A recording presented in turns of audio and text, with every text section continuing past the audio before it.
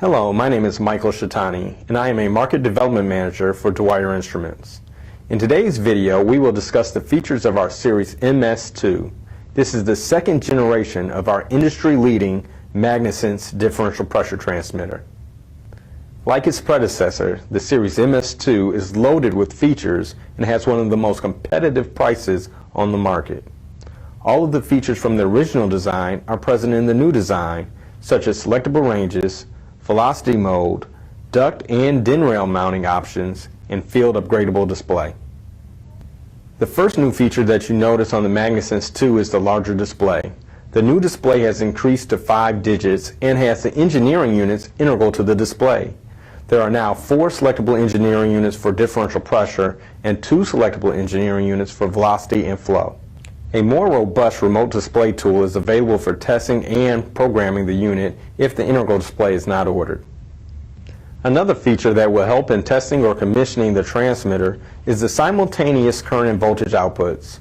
By outputting both the current and voltage at the same time, one output can be used for the process and the other can be used as a test circuit. The current output is 4 to 20 milliamps and the voltage output can be selected to be either 0 to 10 volts or 0 to 5 volts. By having all 3 outputs in one unit, there are less models to stock and to carry for service calls. Some of the current features have been improved. Instead of just 3 selectable ranges, there are now 4 selectable ranges in each model. In addition to the selectable ranges, the transmitter can be scaled to any range between the lowest and highest selected range for that model.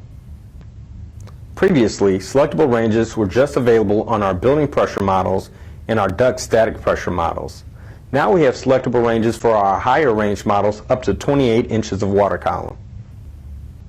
In addition to measuring differential pressure and air velocity, the user can now program in the area of their duct and display volumetric flow. Like the velocity measurements, the transmitter does the square root calculations so that the output will be linear to the volumetric flow. To improve the performance and reduce zero drift, the transmitter has an algorithm that maintains the 0 point better than the original Magnesense. In addition, the 0 button now resets on the release, which gives the pressure chamber time to stabilize before setting the 0.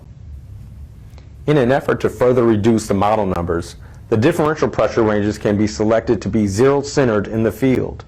For the best accuracy, we do still recommend ordering the units factory set for zero-centered ranges.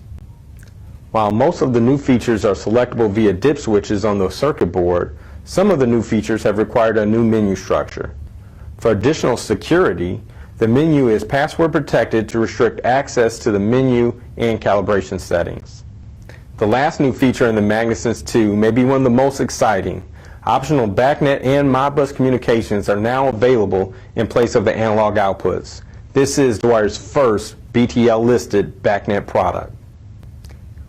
The communications allow for the transmitter to be addressed and daisy-chained together to reduce the wiring costs. They can also be used to reduce the number of analog I/O required in the controller to save on hardware cost. I hope you are as excited about the release of the second generation Magnesense as we are. If you have any questions about this product or any others, please contact us. DWYER Instruments, right choice, right price, right now.